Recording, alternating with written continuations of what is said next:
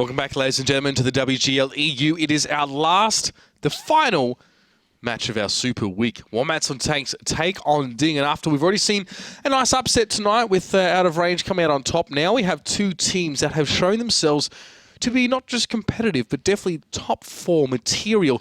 Of course, Wombats on Tanks, you guys should be aware of them. Virtus Pro of seasons of old. And this is the second season now for DiNG.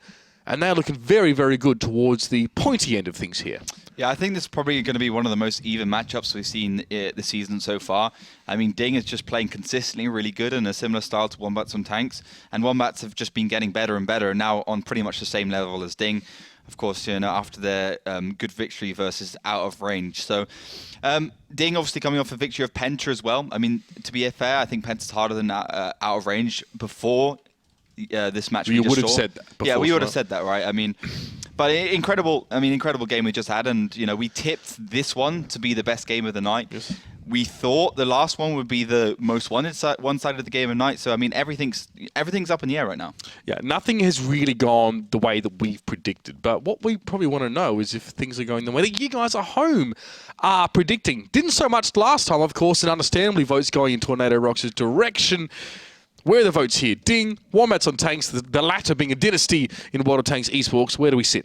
I think the vote hasn't developed yet. So people head over to facebook.com/WGLEU and get your predictions in. Use the hashtag WGLEU on Twitter to tell us how do you think this will be going. And yes, get involved because predicting as one of the 3 fastest persons to participate in that voting gives you a bonus code if you're lucky. Does indeed. Well, we'll have to check back in on the progress of those votes a little bit later on and see exactly where we sit. We'll check back in after the second map, so that will have closed by then. So get your votes in, ladies and gentlemen, as quickly as you possibly can, so we know exactly who you guys are rooting for, really. That's what we want to know. We keep an eye on it here. We can only monitor Twitch chat so much with Jonas being the second writer of everything in there. It's kind of hard to get a clear idea of where everyone is at. So that's the best way to get in touch with us, definitely, especially over Twitter. I told Carmen I'm a beer, obviously, and on Twitter, so that's where I basically pay my debts. But let's jump into this one. Obviously, Oliver, in just a moment, we'll be into this first map of mines. It will be between these two teams. And I don't know, I like Wombats on Mines. DiNG, though, in the past really have set themselves up as a team where anything could go right. Yeah, I think it's less about maps with these two teams and just whoever's playing on the better level today. I think this is the first test for Wombats in the last 2 or 3 matches. So for them, I think it's going to be harder. They won't be so warmed up. But as I said, you know, 50, 55%, maybe 5% either way is really what separates these two. All right. Well, let's jump headfirst into our interviews between these two and see what the team captains had to say about one another in the lead up to this match.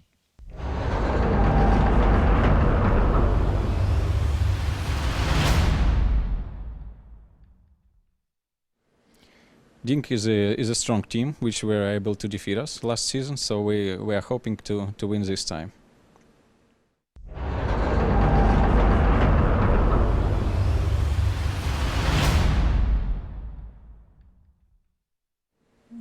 Команда Wombats одна из сильнейших команд в лиге, и будет очень-очень сложный матч, к которому нужно будет готовиться. Я думаю, мы справимся.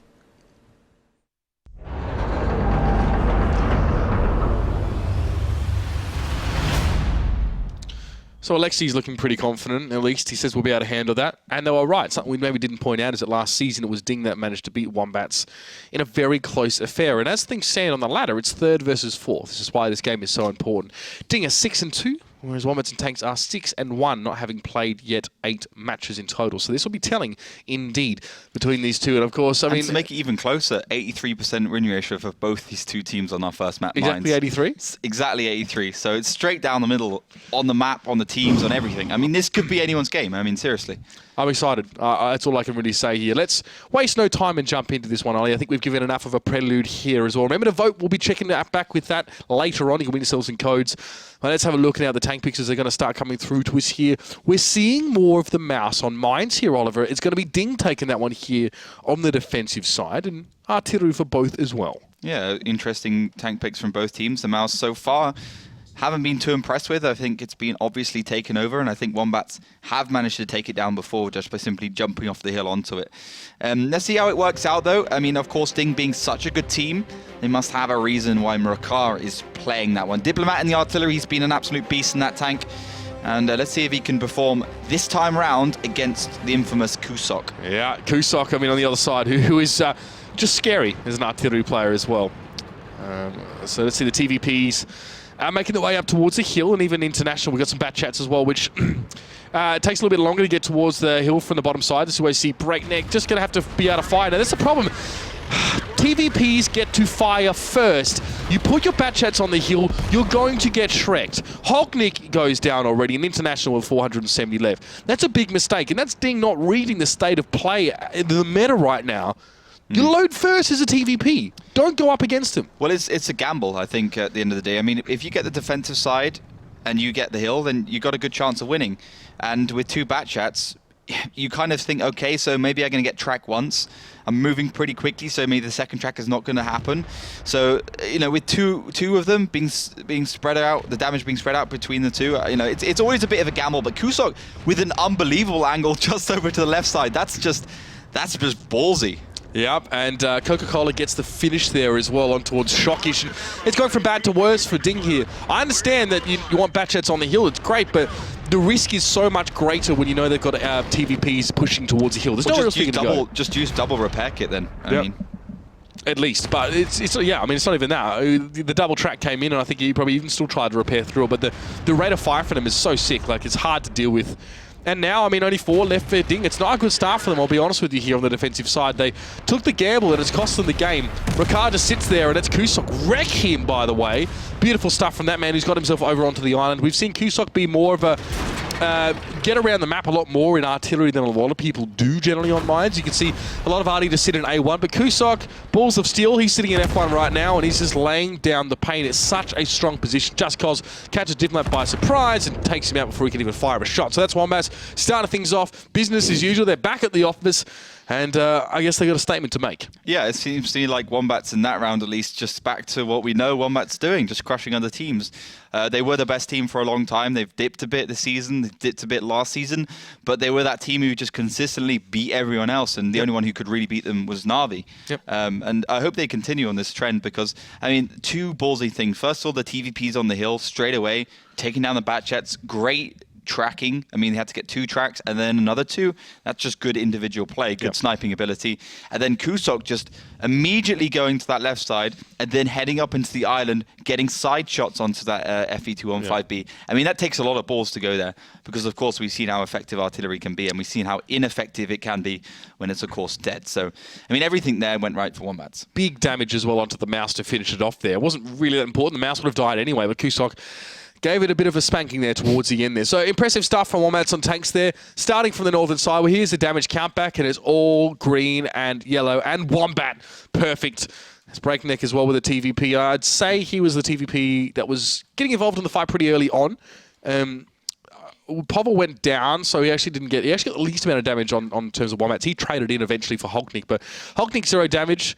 Diplomat only getting 1 shot there. Shockish pretty quiet as well. Mrakar, well, a couple shots there as well from the mouse. So not really convincing at all from DiNG. There they all line up in a row there in those bottom 6 spots. So just average from start to finish is pretty average.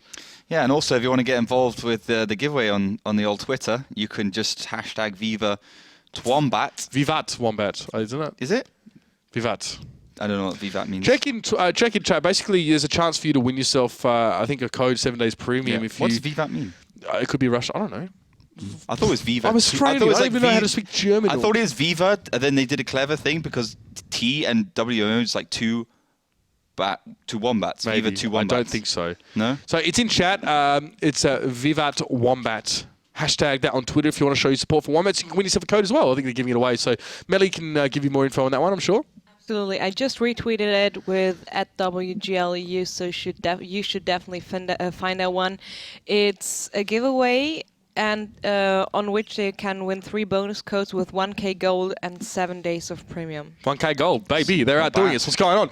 Where's our gold, boys? I got 682 on my account right now. Really? God, Yeah, I could use some more gold. I've got a lot of free experience that needs to go across because I refuse to play the Lorraine at tier 9, the medium mine. Anyway, let's jump into the next one here. Tank picks, of course, coming right at you for our second round here on Mines. It's Wombats on Tanks up 1-0 here, and they're going to keep going with that Artie that Kusok managed to make work so well. Yeah, good to see that Wombats are actually going for the bit of a gamble pick on this one. And to be fair, we've seen artillery work out pretty consistently, even that M40. Double 113 as per usual, FE215B as well. Obviously going to go hull down slightly in the TVPs.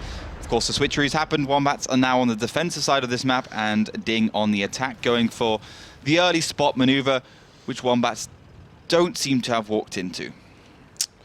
No, Just Cause and Breakneck going up here. So DiNG leaving the hill complete. Okay, they're going for the push here. Now, I don't know about this one, because Kusok just needs to move across a little bit to get in reset position. He probably will eventually do that now, as 2 tanks have moved on towards the cap. DiNG started things off with a bang. No damage being traded yet, though. It's more just to how far forward they're coming. I see, yes. That only works when there's no artillery on the enemy team. To explain to you, of course, Shockish will use Makar's hull as a bit of protection. But Kusok can still hit him in that artillery piece from behind that one now. I don't really love this strategy, but let's see what DiNG can do around it now. Is Coca-Cola, Breakneck, Povel, Bishop on the hill. Bishop sidling around the corner, going to have a shot there, and Hockney's got himself with this little deflator of the rock here. So reset coming in there, I think it was from Bishop. Wombats need to do that consistently until Kusok actually gets in position to slow them up. Yeah, and actually I think this is going quite well for DiNG. Just Cause really needs to get these next resets. He will do, and the TVP is fantastic, gets both tanks. Yeah, beautiful stuff there from Just Cause, and he slowed it down a bit. Kusok's still moving though as well. They need him. He is the reset man. As soon as he gets in position, it's going to be very, very tough. I mean, the fact is Meritorious has actually snuck himself onto the cap, and Rakar's still alive. So there's 3 tanks accruing capture points right now. 3, not just 1, which is normally the case when you got an IS-7 in this position. So I like that about DiNG. A little bit of a tweak with Meritorious putting his weight in towards the cap circle. Breakneck, I don't know what he's doing at the moment. He's lit off the hill. I think he was trying to go for some sort of reset. Now, Kusok made a shot there. I don't know if that connected on towards any of those tanks. But DiNG still keeping themselves in this one, keeping the capture progress going. It's going to take more than just Kusok if there's going to be 3 tanks capping, so that's important. Shockish and Merry, though, are there. I think Rakar finally went down, so Merry is vulnerable. Shockish not so much, except from artillery fire coming in. Keep an eye on that. I would say Wombats ahead in this game. I mean, they've still got the decapping potential from the M40 because it moved over. The TVP is just coming off reload any second now. They lost Breakneck on the side, and yeah, Coca-Cola is just getting consistently proxy spotted by that 113, and there comes in the reset. You know, it's such a hard tactic to make work. You kind of have to do the damage to make up for the fact that you're receiving it. And to be honest, they are. Coca-Cola's going low. Coca-Cola bouncing about 12 shots there or something. I think Rulzik and Hulking trying to work him down, and he's done well for now. I think he's trying to keep Shockish lit, although Povel can do that just as well from above. And Kusok's now actually turning his attention towards... No, it wasn't his shot. It was just some HE in the direction of Hulknick there for some reason. Hulknick just easing back a little bit there. Red line sniper. This is where the term comes from, by the way, guys. Except he's actually in the action, so not really. No more cap. Shockish has moved off of the cap because Kusok managed to get in position there. Wombats didn't really have to do too much to actually mess that up for DiNG, really. It's quite an easy counterplay, but that's the problem. They didn't know what Wombats are bringing to this game. They didn't know they have artillery, or they should have expected it by now, to be fair. Yeah, and yesterday we actually saw this tactic out as well, and it didn't work out for very much the same reasons. I mean, you know, when you're trying to go for the hill and the other team just plays defensively, it's also equally hard to win. So I guess on the defensive side of this map has the advantage these days, and Kreitz is actually starting to take some damage. He's not greatest tier 10 player in the world, and that's why often we see him on the lower tier tanks. But of course, with Kusok playing the artillery, he cannot do that. And I would say DiNG are starting to work their way back into this game. Only 700 odd HP between the two, and now even less on a great shot by Merry. Shockish there moving forward from the cap and trying to challenge Coca-Cola, who's actually been his biggest adversary in that position in the past. So there's Povel, great shot across the map as well. Wombats just ticking all the boxes right now. It's a 6v6, make it 5v6 actually. There's Just Cause gets the finish. He's been doing really good damage from that position as well. He was the man resetting the cap while Kusok was on the move. So a big part of Wombats still being in this game, to be fair. Now Kusok is just ready, and DiNG knew pretty quickly that they couldn't really cap from there. They've got to try and back away here. Maybe even Shockish will... I don't know, he might even hit the S key and try and reverse back up a little bit and try and get with the rest of his team. But DiNG have lost tanks. They've lost a lot of health as well. Trying for the cap. No one spotted Shockish, but there are 2 Wombats tanks close by that can do that. It's a very flimsy strategy to rely on that tank in front of Shockish when there's artillery on the map. We've said it so many times, but I think you guys can see exactly why. You don't have to be you don't have to have read The Art of War 20 times to know exactly why this is a problem. Yeah, it looks to me like DiNG is actually going to start to push the hill a little bit. They got the TVP there, Object 140, and the Batchat. They can't really waste any time at this point. They need to go forwards. They need to be making those movements, and Kreitz has been taken down fairly low on the hill, so it's obviously a potential. But he's got a 113 up there as well. True. I mean, 3 versus 2 though. It depends how much damage and how much attention Wombats are paying towards Shockish. But obviously the next logical thing for DiNG to do is just see how far they can get this cap down. If it gets reset, Shockish receives too much damage, then they'll probably have to make another move, their plan B. And Shockish just gets spotted, reverses, going to get hit by Kusok nicely, square in the face for 566 damage. And now DiNG are definitely going to be forced to make a move. They have to go forwards. They have to try something different because they're going to get consistently spotted by the FE215B. And if they try and engage onto that tank, you got Just Cause in the back, and you got the 130 on the hill to keep that TVP at bay. Credit to Kusok there. He wasn't blind firing towards Shockish, although he knew where Shockish would be because he can see the hull of Makar on the map. He can see that dead tank now that he's dead, right? It's always visible to you. So from top down, he knows that Shockish has to technically be behind the hull of that tank. So he just should fire behind the hull of that tank. But what he's done is actually wait for Shockish to get spotted. Shockish tried to get away. And now if Kusok was blind firing, he would have missed Shockish.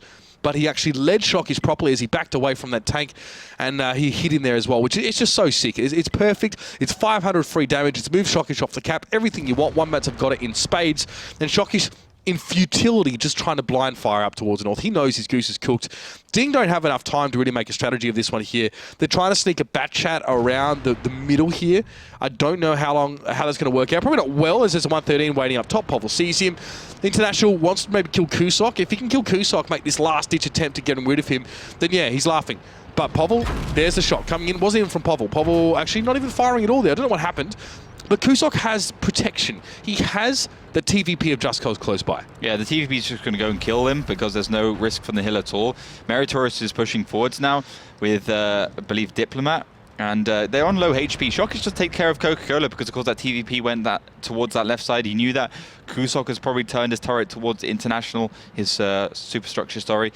And I think it's only a matter of time. I mean, Wombats have this in their hands pretty easily. Kreitz does receive one from Mary, and of course, Mary, the better combat tank player. Just Cause gets tracked up. Thanks to some good play to International, but should have no problem clearing him up anyway. Yeah, Kusok now blind firing towards Shockish because there's no one there to spot for him. There he goes. Just Cause avoids getting wrecked there. 2 shots actually missing him as maybe just one actually, as he came down that hill and got the finish off. And that was International going down.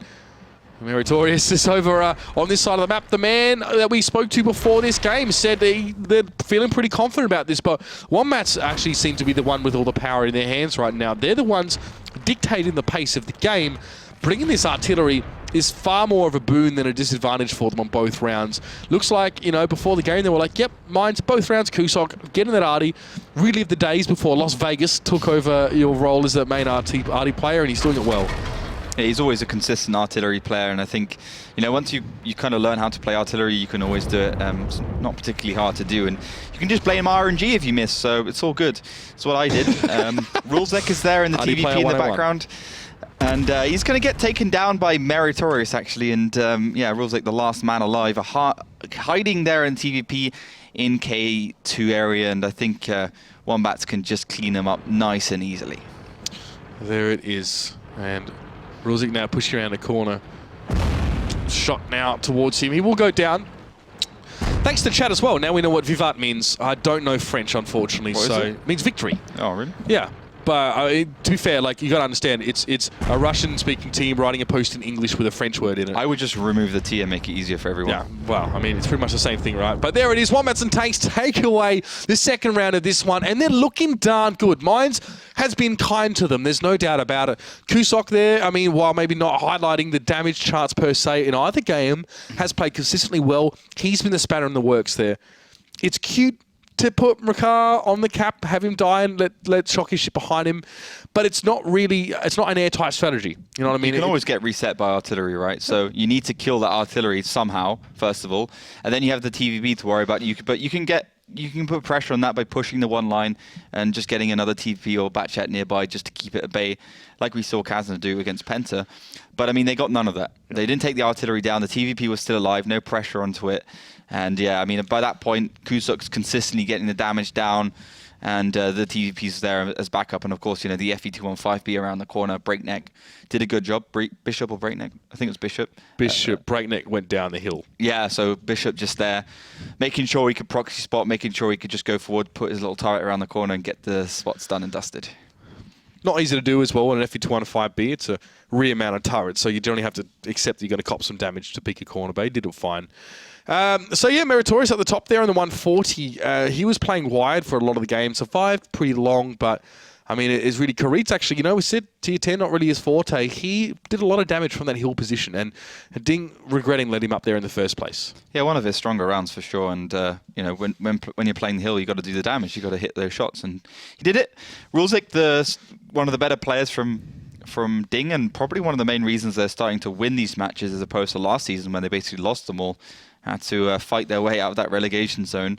Yeah, but 2-0 to Wombats on Tanks. Although I would have said that potentially, you know, Mines being one of the more favoured maps for Wombats, and you know, a 2-0 was possible. I think it's a Wombat pick. Yeah, it's a Wombat pick. You know, they've played this one so well for so many seasons. They're so used to it, and it kind of favours their style. But I don't think DiNG showed us any great tactics on it as well. So there's always that side of the coin. So as we turn the page now towards our next map, being Ruinberg specifically, this is one actually where Virtus Pro don't yet have a great attack side, really. I think they did a Kazna-esque classical approach to the attack side that was something we saw last season back at 754 and even before that, and it just didn't really work out. So that's going to be interesting to look forward to. I think their defense will be rock solid. I see no reason why they can't hold off DiNG on the defensive side, and that's actually what we're going to be seeing first off. DiNG to attack. Double IS4, IS7 here, bringing artillery. Diplomat is just very good on this map. And the Wombats going double Batchat with a bunch of FVs thrown in the mix. Yeah, so this is a good lineup from DiNG, and if they can make it work like they did against Synergy, they've got a good chance. But it looks like we have a little bit of a disconnect from the side of Wombats and Tanks, so probably going to have to head back to the battle, and of course some good camaraderie, some good team spirit, and DiNG agrees to it immediately. So back to Garage. It's going to take us a few seconds for us to get back into this one, but I mean, we can talk about the lineups. Last time Diplomat hits were hitting those shells. We already seen today Penta and Kazna crew, where Penta picked up the artillery on the attacking side, kept that zero line clear for their team, let the IS-7 shooting towards the village get control of that zero line, which is very important, and then they won the game like that. So I think that's really where the artillery will be aiming at the beginning of the map. Yeah, absolutely. Before we jump into this one, actually, Melly, now we can get the vote, because you said not really many people voting on it earlier on. Probably didn't know because you had to tell them, but now they know, and let's see what the results are. And they do. 65% for Wombats on Tanks, therefore 35% for DiNG. People, the vote is still open, so head over to facebook.com/WGLEU and get in those last-minute votes, and hopefully be one of the 3 fastest correct predictions. Sometimes having a wild guess helps a lot, because, I mean, look at the last match we've seen. Yeah, exactly. Like all those tables some of you guys have, I know it. We got sent pictures of actually people having full spreadsheets of predictions and how the votes actually went, and what the percentage of how it works out or not, and it's crazy. 65-35 there, so yeah, that's actually a decent amount going towards DiNG there in those voting, but we can jump in again in a few moments. Thank you for that, Melly. Of course, there's no real changes in terms of tank picks here as well, guys. Obviously, you have a player drop. He pretty much just reconnects back up there, and they all go back in with the same tanks here. So again, you know, talk about that artillery. It was a good thing for Penta. Diplomat on this map actually has been quite good, quite prolific. Earlier this week, actually, he got some great shots on towards that zero line as well. Zero line control, I'm telling you right now, it's been a long time since I've played at the top level, but I'm telling you right now, it's all about the zero line, making sure the enemy or the defending team cannot get a tank up in that corner. Let's see what DiNG can do about it. I think the reason why artillery works as well is that the standard tactic on this map, as a defender, is always go to that eastern village, get control of that zero line, etc., etc. But when you just switch up a little bit with an artillery piece and you kind of negate that tactic, it suddenly turns out the onus is on the defending team to do something different. and actually try and counter that artillery. So that's like shaking up the status quo. And on Ruhenberg, that can cause all sorts of problems for some teams. But DiNG, with a very slow red line push from the south, Batchat going aggressive, as we've seen before from Wombats, Just Cause going into that position. And the rest of them just with a pretty standard defensive lineup. The IS-7 in the north, the Batchat there as well, which will probably can rotate at some point, and the rest of the tanks in that eastern village. Karitz took a hit early on, which you fairly normally expect to happen. Now, life gets just a little bit more interesting for our man Karitz here, because Diplomat is looking pretty much straight at him now. He's trained in on his position. He has a blind shot a few bushes, but it's pretty easy now for DiNG to spot Karitz if they just poke Rulzik up there. So we'll see if they can do that. Karitz has to die. Sorry. Nothing against the guy, but if DiNG want to win this round, at least they have to start there. Karitz takes another hit there. That was actually from Rulzik, so now he's getting dangerously close to one-shot territory. In fact, he's in there, especially if Diplomat can nail him. So he's now off reload. Keep an eye on this one. Diplomat has to guess pretty much where Karitz is sitting, and he doesn't quite nail it. He's going for all the bushes there as well, so that tree goes down. Karitz lives for another reload cycle. And this is DiNG's game plan right now, Ollie. Yeah, they just can continue to do this for a very little smart. bit of time. You see what Karitz did? Moved back to exactly where Diplomat just fired. Yeah, it's a game of cat and mouse. It's a game of chicken. So maybe Diplomat's going to go and shoot behind that bush. But if he does shoot behind the bush, it's not going to necessarily hit Karitz because he's just in front of it. He'll be able to do some smash for sure. So actually, Karitz going back to his position. You can see the kind of game between Diplomat and Karitz happening. And Karitz is definitely being a bit of a chicken. He's running all over the place right now. As Diplomat makes a shot and goes for the position which Karitz was in previously instead of going back to that bush. And you can see it only takes one guess for the artillery to hit its mark. Yeah, but he hasn't yet. That's the main thing. Karitz lives for now, and he's playing that pretty well. Not usually in the tier 10, and like you said, maybe not his best role playing that tier 10, but he definitely bloody good at playing the tier 8 or lower role. So let's see what Karitz can do further on now as Just Cause. We'll give you Karitz updates every hour on the hour, guys, or every minute, as it were.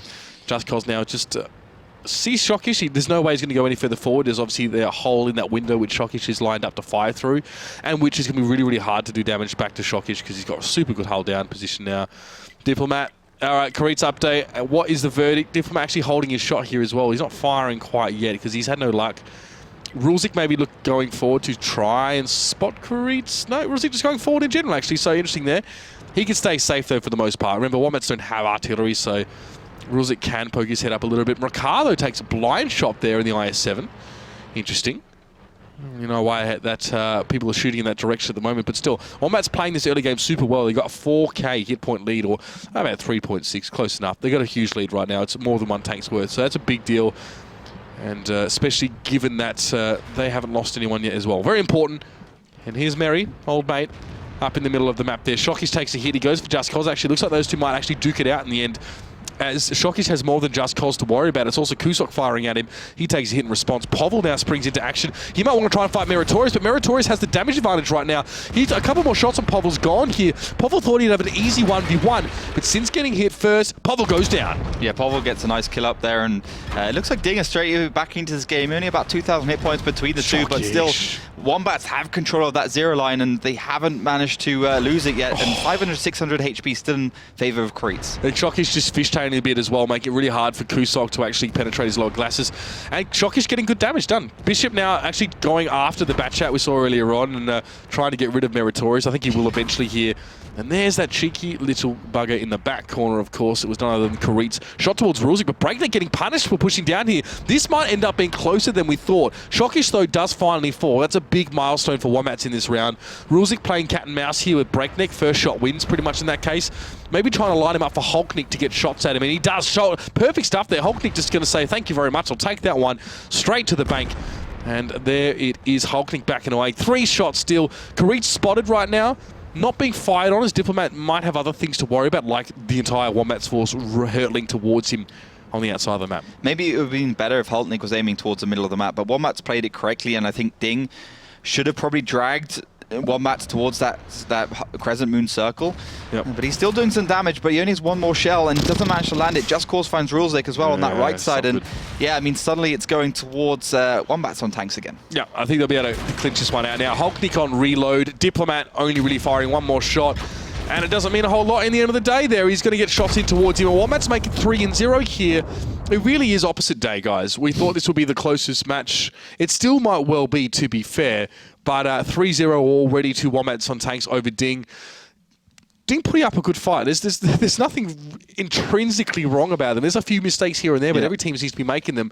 It's Wombats and Tanks just looking pretty indomitable right now. Yeah, they put their DiNG put their faith in Diplomat to hit the artillery shells, right? And the other interesting thing is they went pretty slowly. Like when Penn Sports tried that same tactic, they put the IS-7 and the Object 140 in that kind of defilade, that slight hold down position, so they could actually spot that RU-251 or whatever it was, the Object 140. But DiNG chose a super safe route along that red line, so they couldn't get in that position quickly enough without obviously ever receiving too much damage. So Diplomat had to hit that shell. He had to take down Kreitz, which he didn't. And then Meritorious did manage to take down Povell in the bat chat, fair enough. But then the whole of Wombats just came crushing down onto those IS-4s, which are sitting in the middle, which probably went a little bit aggressive. Holtnick, instead of being in that position to shoot those tanks which are pushing down for Wombats, he was actually in a position to get the low damage kills, which even though he did 3.3k there, probably wasn't the best call at the end of the day, but maybe didn't have any other options. And yeah, it went back and forwards a little bit, and it was a close game, and I think it will probably give DiNG a little bit of confidence. I hope they can settle themselves on the defensive side now and just get around on the board and look towards our next map. Of course. Well, I mean, yeah, while we're still talking about the Himmels, of course, I'm talking about Ruhenberg, God help me, of course. We're not quite done yet. Still have another crack at it here. And DiNG, it's a big ask to expect you to win an attacking round, or at least it was on Ruhenberg, even more so against Wombats and Tanks. No one's really, sort of looking down on them for that. Well, what I want to see here, though, is Wombats and Tanks, have they now spent enough time back from holiday playing in China? Have they now adapted and developed their own strategy or their own understanding of how to win rounds on the attacking side of Ruhenberg? Because the teams are showing us that it's possible. In fact, not only possible, but actually 50% likely in some cases from what we've seen, at least from our data. So it's doable. It just takes a little bit extra flair. And it's a good way of Wombats showing these other teams that, yeah, they're not this old team that's been around for Season 1. They're not so stuck in their ways. They can change. And they have changed before. When the new format came around, Season 5 finals was a big weakness for Wombats on Tanks. That was them going, people saying, oh my God, Wombats actually struggling to adjust this new format. But they bounced back. Obviously, they won their last season finals. And now a new format again. Let's see what they've got. Triple IS-7, Ollie. 110E4 for DiNG. Yeah, pretty heavy lineup from the old Wombats. And yeah, you're 100% correct. I think with the slightly lackluster performances of Hellraisers and Na'Vi, I think Wombats and Tanks have the option of being, okay, we're one of those old school teams that have a lot of good results, a lot of good players. We can either be part of one of those slightly lackluster teams, or we can actually step up to the mark. We can, get our confidence back, train a lot, play a lot, really get back into the swing of things, and then easily, having come first place in Season 1, we can go to those grand finals and we can actually win it. They have a real potential there. As I said, I think Na'Vi's been pretty weak. I think Tornado Rocks just showed their weakness. And Wombats and Tanks is maybe that dark horse of the better teams that can come in and show us who's boss, as they do push up that northern side with a full IS-7 stack, and Kusok just gets melted at the beginning there in the IS-7. Yeah, he got tracked up as well out in the open. This is interesting though, like IS-7's all pushing forward. You see the DiNGs coming out. These are chunky tanks, good armor on them as well, but they've still sustained a heck of a lot of damage as they make their way forward. Povell going super low as well. Kusok I thought would go down first, but for all the shots that Wombats have bounced, there is still going to be more to come, and they've done very small amount of damage. Diplomat at least took some damage. He's the guy just up here amongst the houses. Kusok's still lit, by the way. I don't know if he knows that. He fancies just one shot towards Shocky. She's in a great spot for an IS-4. Space side armor. All the rage, especially when holding those corners. And Wombats go into this next phase, I guess, down a heck of a lot of hit points. They're trying to turn it around a little bit now as well. Put it back down to about 2k. Breakneck did a great job actually firing those shots from the bat chat. And now with 3 IS-7s in the north, Wombats will have to see if it's worth it. We'll have to see if it's worth it for them to get up there. Yeah, for sure. I think it's going to be on player skill right now. They're clearly down in terms of tanks. Shockers just receive a lot of damage, and you can see those big old 490 damage shells can just pump into you and take you down pretty low. You can see as well, DiNG just going forward, trying to get these resets. Vels International go left, considering they got control of that middle area, and just get those resets. But Wombats realize that. They've come off the cap, And they're trying for a new angle, and it looks like it's going to be the middle. The 110E4, it's really going to leave a mark on Bishop there when it comes around, and he's bounced one off the side as well. International comes in, lays the shot down, and there will be the finish towards Bishop. Breakneck again needs to save his team. Hulknick is running away on reload here, and Breakneck does have the damage to kill him. That's the important part. He has taken one shot, another one as well from northern side. The Wombats have lost a lot of their presence up there as well, so it needs to be a quick couple of assassinations by Breakneck, but he's been spotted. He's been spotted trying to set this up. Kareed's doing his duty, gets rid of Makar. Hulknick is just cowering behind the building for now, like he should as an autoloader player, by the way. Nothing wrong with that. That's the correct decision to make. So Kareed's going to try and harass him from behind. They're going to try and go 2v1 onto this guy. And if they can get rid of Hulknick without taking too much damage, then there's a chance. It's a slim one, but there is a chance. Hulknick fires one over towards Breakneck. Oh, his track absorbs one as well. This is the perfect situation for Hulknick. He gets to do so much damage to Breakneck before going down. And now, Wombats have 3-3v3, but so much more health for DiNG. Yeah, really good engagement for Wombats. I think if they had that third IS-7 alive in the north and didn't get it taken down, this could easily be their game. I mean, they're talking about 3,000 hit points and a 3 versus 3. Of course, you know, the problem is that DiNG has those heavier tanks. They just need to get control of these two caps. And yeah, Kareed, he's basically a tier 10 without the HP with that gun he's got. So he can just keep up with the rest of them. And Meritorious just driving through the middle. Kareed has given away the game slightly. He's obviously got the 0 line, so Meritorious will be avoiding that, and DiNG will be avoiding that indeed as well. So, I mean, we've seen bigger comebacks, to be honest, and Wombats on Tanks have done the miracles before. They just need to make sure they have their angles and take advantage of the fact that DiNG have the slower tanks. Meritorious now realizing he may have been able to pin Kareed down apart from the rest of his teammates, which is pretty important. However, Rulzik and Meritorious still looking so healthy as well. I mean, you've got a 110E4 as well, just looking sharp. And now, if you're a light tank, you can really muck with the 110E4. There's a turret on there, right? Not a fast-moving turret, but look at that. He's got everything he needs. He's got repair kit, only one, by the way. He's got a health pack and, of course, some rations. So, International, I think a Batchat could run circles around a 110E4, but it'd be pretty crazy to let a Batchat get that close to you. 110E4 doesn't even have full... full 180 traverse, yeah. turret traverse. So if you get behind it, you're dead. Yeah. As a T110E4, of course. So it's not unlike, so there's Russian mediums as well that have limited traverse, but I mean, it still can traverse. That's something, that's more than most tank destroyers get, and that's why it doesn't hit. Maybe it's not as well as armored as the E3. That's the trade-off, I guess you have. It's still well armored, though. Kareed's here. He's got 2 big tanks in between him and the rest of his team right now. It's very much a solo mission for the man, although he's used to it. Always playing the lower tier tank means that you've got to fend for yourself a lot of the time. Yeah, Rulzik, I mean, rough. yeah, at some point, Wombats has to commit. See you, Breakneck. Because DiNG is just not playing. He's not playing impatiently, which is definitely the best thing they can do. Rulzik is just hiding behind a building. Breakneck is hiding behind the Object 140. Yeah, I mean, he's hit one shot out of all of those. He's firing on the move as well. He's definitely packing his DAX a little bit right now, as he's quite afraid to go up against an FE215B. Managed to get away, though, sneaking through the city streets, but this is going to draw Meritorious in the chase after him. And Wombats have to attack, so they don't really have the liberty to bleed the clock down, as it were.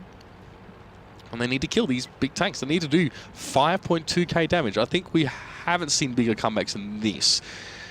Factoring in all the factors there are to be factoring, Breakneck's a one-shot to Rulzik. He actually can be spotted on this road, as we did see his compatriot was. He's been spotted.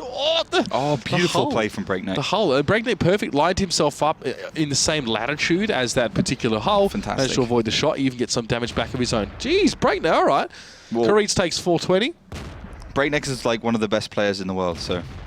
Are you a fanboy, bruh? I am actually a massive fanboy of Breakneck. I mean, everyone... Wrecked, it was always Power Slide versus Breakneck, who's the best player in the world, and Elian, of course, there for Europe. So, no surprise he managed to get the better of Rulzik, and the experience definitely paid off. Some individual plays, and you know, the thing is, the status quo in World of Tanks in a 1 versus 1 situation is, you know, you can kind of guess who's going to win, and if you just bring a slight variation, chuck in a new variable, suddenly that advantage just goes down the drain, and that can happen very quickly. It's just very, very rare indeed. So Kareed versus 2 tanks, International and Meritorious. He's got to hit 3.7k damage you can see on the top right-hand corner. So very, very unlikely. And, you know, I think this is more of a masterclass from Wombats on how to play a disadvantageous position. Meritorious shooting to the right direction, though. Almost even finds Creets. And it is Creets really just wasting time a little bit here. I'll be honest with you guys, that's all it is. One of my favourite tanks in the game is the T-54, but it's not big enough or hard-hitting enough or armoured enough to really deal with Meritorious and International here. So Creets maybe even buying some time for Wombats now. Perhaps they want that. I don't really think that's the reasoning for a lot of these players to sort of drag things out here. But I guess if there's any chance of winning a round, then it's worth taking it. And especially Wombats, they're such a drilled team, right? They're never going to just run into you. They're always going to make sure they've used every single avenue of opportunity to maybe win a round. And one day it's probably going to pay off for them. Probably won't here, I'll be honest with you. Well, I mean, if you're playing in Creets' shoes right now, you don't really care about anyone. You just care about yourself and you're trying to do the best work you can do.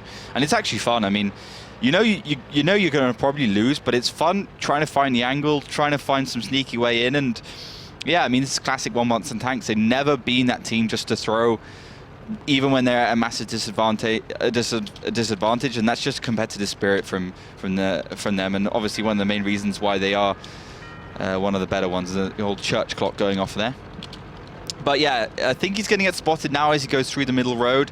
International Meritorious there up in the right side. Meri actually just reloading that one. And any second now, Creets will have 750 damage plus 400 damage towards him. All right, he has spotted International. He probably knows Meritorious is close enough to him here. A minute and 14 seconds left. Wombats just bleeding the clock down. No reason for Creets to really go in and die. Maybe he'll try his luck. We'll have to see. Moving slowly through. And really, this is about as exciting as World of Tanks commentary is going to get. Sarcastically, I say that, of course, is pretty much like commentating grass growing, but that's what Creets likes to do. He wants to drag it out and try his luck. Unfortunately, now he's just decided to sit there and fight Meritorious head-to-head, which is kind of nullifies him in taking his time the last few. He's hoping for maybe a lucky miss. He's going to move around the building as well. He could dodge that. If he did that about 14 more times, he could probably actually win the round. But from here on out, it's not exactly smooth as sailing, especially with International so close. Meritorious gets the kill, and that is that. It's going to be DiNG to get their first round here. Not a moment too soon, and I mean that very literally, Creets. Yeah, I think that round was probably won within like the first 3 or 4 minutes. Yeah. And then we waited until Creets finally decided to give up. Clearly not caring about us poor spectators having to wait through what's obviously going to be a win for DiNG regardless of any condition, basically, apart from 2 lucky Amaraks or 2 lucky Fires or combination of the 2. So 3-1 as predicted after Ruhenberger 1-1, and then of course the first map was Mines, where Wombats just showed us a masterclass on that map and took the 2 rounds. Moving on to our third map now, it's going to be the old Stepperinos, something we haven't seen for a long time and really not much of this week. Maybe we saw it on Monday or Tuesday, something like that. Not a popular pick, Steps is. Not at all. I mean, we do have to do the honours of going through the damage count back at the end of the game, even though we know when the game was really lost here. So this is a great chance for us to poop on any player we didn't particularly like in that game. We take it very seriously, guys, of course. Creets is going to be right up there. Yeah, he's going to be like, I don't care how much damage you've done, bro. Seriously. He did like an extra 900,100 damage right in the last few seconds. So yeah, he gets himself up into 5th place. Breakneck, of course. He was a beast. I mean, really, like, Rulesec just got absolutely outplayed. Creets obviously helped on the side. But it does show you that if you're really playing on a top level, you can just win those situations where you're at a disadvantage. And the Batchat, I mean, using heat ammo versus APCR, long range, long reload, aim down time, all the kind of things. Accuracy also not the best thing on that French tank. But he got it done. And you can see he got rewarded for it. Povel right at the bottom. He was the IS-7. He got cancelled out when he went on the cross in the north. And I think if he had survived, it would have been 2 IS-7s versus the 2 tanks that were pushing around the corner, the T110E4 and I think an IS-4 or something. So that could have actually worked out for the IS-7s with some support from behind. I think this just reinforces what I was saying, though, about Virtus.pro's attack on Ruhenberg. It's not really that groundbreaking. It's let's go north, the classical style. Kazna Crew tried to do almost exactly the same thing. So I'm right. We didn't really see anything crazy from them. But Melly, voting is closed at the start of the next map, so we might get a little bit of an update from you now while we can. Exactly. So the update is pretty much that nothing much changed. So still 65% for Wombats on tanks. And yes, a lot of people were actually going for a very, very close match, as we were too at the start. But I mean, we saw already in the first match of today that a very one-sided match in the beginning can end up in going to the deciding map. Yes. So let's see how it goes, I guess. The vote has closed, as Mitch already pointed out. This was the last vote of our Super Match Week. Voting will be up next next play day, which is Tuesday, of course, but later more to that. You can still tweet us by using the hashtag WGLEU over at Twitter, and also hashtag Viva on French. Vivat. V-I-V-A-T. Vivat Wombats. Wombats, exactly. To get yourselves into the Wombats giveaway, which is also 3 bonus codes containing 1,000 gold and 7 days of premium, because they're much cooler than we are.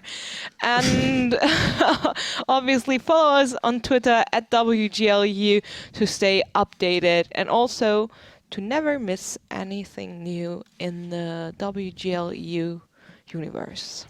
Keep up to date with that. And also a warm welcome to our Russian viewers as well, joining us for a little bit. Privyet. Yep. Russian stream seems to be down, so we got the deluge of the Russian streamers obviously wanting to catch up with, of course, the 2 Russian-speaking DiNG and Wombats on tank teams. We have a big following, over in the CIS and Russian region, so that's really cool. Thanks for joining us anyway. But let's press on, ladies and gentlemen. It's enough of this nonsense about Ruhenberger now. Let's dive into Steps, which, as you said earlier on the night, lowest pick rate of all the maps in the league. Hard to play. Even harder now this season, where the attacking side doesn't really have the most concrete of cheeky strategies on towards that North Cap point number 1, and there's no T-32s being played. So that whole rigmarole is not something we really see anymore. Wombats are bringing an Object 430 here, like Out of Range did as well, but a lot of 140s for DiNG here. Definitely might be a brawl if required, or at least they have that option to go for it with a Batchat in the mix. But a Leopard for Kusok, I like it. A little bit of a mix here as well, but generally speaking, mediums for both teams. Wombats has always been that really heavy medium tank focused team on this map, regardless of attack or defense, and that basically negates the effectiveness of artillery. And, you know, I mean, medium is a good pick if you can play it. It can just be as effective in the defensive team as some of the heavy tanks. So DiNG pushing across the northern side, as we've seen quite a few times, but Just Cause with a good spot across, has coated optics, so clearly the man who wants to be spotting, and some blind shots actually at the beginning, as Koritz finds basically the whole of DiNG. That's important information, and Koritz to get out of that with his life is audacious and very valuable for Wombats and tanks. And you can see straight away, they've said, all right, I think they're going to try and push us, guys. Let's just get the heck out. Now, with a Leopard in the lineup, Wombats have the same problems they actually used to when they tried to brawl with RU-251s, right? It doesn't work. Not a great brawler, the Leopard, just gets penned everywhere. Great gun, but it's not a close combat tank. We've talked about it tonight already, so that's why they don't really want to fight the entirety of DiNG head-on, at this stage at least. They'd rather fight on their own terms, but they do have double Batchat here as well to be working with, whereas DiNG have only 1, so a bit more burst available to them. And also the Leopard can keep up with the Batchat as well, so so fast, that tank. It's the fastest main battle tank in the whole world for, I think, still maybe years. The Aussies use it. Well, they use the Leopard 2 now. Yeah. But the Leopard 1 was the fastest main battle tank at 65 kilometers an hour or 60 kilometers an hour for like 30 years. I mean, I think the Leclerc now maybe beats it. I'm not sure. Someone will correct me on that. I'm not very good at modern battle tanks, apart from Charlie. Of course. Go figure. 19 seconds left on this cap, though. Wombats are set up for this one. They're going to force DiNG to fight them here, and DiNG probably happy enough to oblige. The problem is that the internationals are a long way from the action. He's wide flanking currently, but Shokish is going to go up and try and take a fight anyway. So very, very risky stuff here for DiNG. They're going to get the resets at all. They should probably be happy with that for now.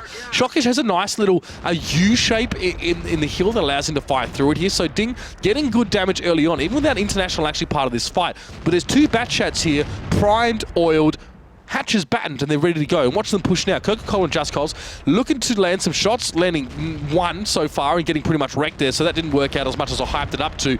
Wombats are falling behind in health points here, and DiNG looking pretty good. This was, again, their pick, I'm pretty sure, and they're showing us exactly why. They're good on steps. Wombats getting chunked down very, very low. I mean, yeah, it's a 6v5, but it's just the health points are a little bit low. So let's see if they can turn this around. Meritorious picks up Bishop there and Breakneck trying to do some damage back, but there's nowhere the Wombats can go with their safe. They're getting shot from all angles. Yeah, with the Batchats, they have a clear disadvantage in that situation because DiNG is just playing the peeking game. The Object 140s will just bounce the Batchat shells continuously, and the Batchat without good gun depression will have to commit to the push, basically. Yep. That's why DiNG is winning this. They didn't go all in like a lot of teams do in this situation. They just got the resets calmly, surrounded every single corner. Wombats couldn't push a direction without getting completely destroyed from every other direction. So they were just lambs to the slaughter here, and it will be DiNG starting to creep their way back into this game, the second round in a row here on Steps. Really nice stuff here from DiNG. That's a good way to open things back up. Now with 2 rounds under their belt, looking pretty grim for them at the start of things, but Steps seems to suit them just fine. And you brought up an important point there as well, that they're the peaking game. Let's expand on that a little bit more, because I said, just as DiNG was starting to get close towards that cap, I said, International's a long way away. Yeah. They shouldn't really be committing. They saw Shockish go forward, but what I didn't really quite realize is that he had some cover, like he was able to peek into that as well. And so instead of an all-out brawl, we saw more of a skirmish, which is DiNG playing to their strengths, I have to say. Yeah, definitely. And the fact that Wombats went all in on that cap, like you do see some teams successfully doing once they've spotted that northern side because they can get control. But of course, with Wombats without an IS-7 and an IS-4, like we do see that push being used in. They don't really have that armor or that hold down ability to be able to sustain through the Object 140's 5.3 seconds reload. So they're going to get continuously nailed down. And they didn't have any peripheral tanks. They were all just kind of in that position. So they couldn't, like, for instance, throw the spanner in the works and just have a Batchat come around, cause all the turrets from the DiNG guys to turn. And you can see, I mean, Object 140, hold down, more hold down tank, Object 140, STB, all the hold downs just doing very well. And yeah, I think the RU-251 of Creeds, who took down the RU-251 of DiNG, could have been that guy, but of course he was a bit too late to the punch. Didn't manage to get into the game soon enough, and that was always going to be DiNG's game at that position. Maybe if Wombats just pushed out the cap, went around the corner, reset the fight a little bit, they could have caught DiNG unawares, but they didn't manage to do that, and they suffered a pretty brutal fate. Absolutely, and you can see there, while it looked pretty close back and forth at some points, when the smoke clears, far more damage being done by DiNG, and like you said, it's being able to peak. It's actually having tanks they're able to envelop, I think, which is probably really important. Envelop the lineup of the Wombats as they sat pretty much all on that point. Problem is that you can't really spread out on that cap. You have tanks in the cap, and you have tanks back towards the south. You can't put tanks in the valley because they can't do anything. So you're limited in where you can really put your tanks if you're committing your whole force there. You can't just mix it up like, some go up here, different angles, nice. No. It's not like DiNG fannied about either. I mean, they just went straight across the field. Yeah. If Wombats had just peaked at that point, just gone over the little ridge line and just nailed DiNG as they ran across the middle of the field, like they would have been their game. But not a lot of teams just drive us across the middle of the steps and get into those positions. They kind of like work their way up the north or work their way down the south. But DiNG just put an STB down south to kind of cover those two angles and then just drove across the field. So I think Wombats probably lacked a bit of information, played the blind game a little bit too much there and got punished. But we're moving on to another round here. Wombats now on the defensive side, technically the worst side on Steps. I've picked up the artillery though, and see if that one works against the very quick lineup of DiNG. Ordinarily, I'd say, yeah, I think Kusok can do some work here, but artillery is very hit or miss, both figuratively and literally on this map. Yeah. Especially in M40 and M43. So we'll see. Shockish now with the rest of the crew. I mean, you can't see him. There you go. You can see most of DiNG making his push now together, not too fast towards that northern side, as Kusok now sat back in that bush as well, just trying to do some work from there. As we do see Wombats just line up on this train line, really not going to show themselves too much. Just going to wait for the DiNG to push into them. Yeah, they set up a little bit of a trap. I'm waiting for our observers to draw the old Trapperino circle here. It's going to be any second now. Yes, they've already done it. Insane stuff from our observers. Brilliant 10 out of 10 drawing, as per usual. Don't expect any less from the boys. Magus and Famia are two great observers. Do give them a shout out on Twitter and in Twitch chat. They do a great job. But STB, brutal force, one Object 140 for a bit of a flank. And let's see, if DiNG just push into it, it's going to be game over. If DiNG just go for the right side, it's going to be game over for Wombats in many respects, because I guess with that artillery actually could be a bit bit tricky. International will proxy spot Karitz before, maybe a split second before he actually goes over the top there. All right, so that's important. He didn't push all the way, but here comes a push from the Wombats into the breach one more time, they say. And this is actually not going really great for them, I'll be honest. Cusack misses his shot towards Shockish, and they're sort of piling out in a staggered way. International gets to finish on towards Karitz, and this is just messy. Kind of average from the Wombats here now. Shockish finishes just cause. They got an extra tank advantage. Wombats now behind by over a K, and now Povell and Bishop basically get had for dinner because they're in the middle of a bowl, and Shockish is still alive. Unbelievable, Shockish is still alive. The team captain for DiNG, but Mary Torres getting chunked from behind, I believe. And to be honest, Wombats are back in this game, only 1,000 deficit for them, but Bishop on his own. Coca-Cola just comes into support, so DiNG can't push forwards around this corner. Yeah, decent position by Coca-Cola. I think to say Wombats are back in it is optimistic. They've got Cusack. He needs to do some serious work. I just don't think that DiNG are just going to sit still for long enough. Oh, Meritorious goes down at least. It wasn't a big damage shot, but it was an important finish off. Now, DiNG should just pull up their socks and push on Coca-Cola right now. That's all they have to do. There is a bat chat up behind him as well. Breakneck currently reloading here, and he's just... I don't know if he'll quite get there in time, to be honest. No! Oh, that's frustrating. He's just seen the whole of DiNG tantalizingly go around a corner. And TVP and AMX 3090 are going to make very short work of Coca-Cola here. Cusack might have another shot. Yeah, I don't really know if he landed that one. Breakneck comes a little bit too late. They've actually backed off Coca-Cola for whatever reason.